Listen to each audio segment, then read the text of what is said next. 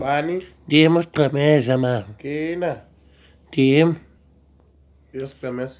Mama. Andimthandi umntana obuthi ixesha elide. Ngiyaxolisa mama, untomakazi mandilinde. Intoni? Bekusaphakwa ukuthi wena uneqhiya enkulu.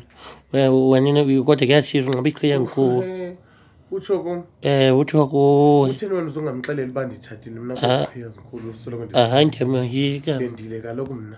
Uthi naye wayendile nje mama. Yena makahlukane nalaa nto yoba enxibe igaweni apha esitratweni kutshisa Mama namxelela. Uzawutshisa ngoku kungena ihlobo. Uzawubola kaloku. Uzawuba nempethu. Impahla. Uzawufana nalaa nkomo esemazimeni. Akajongi neweda uhamba apha ngegaweni imini yonke.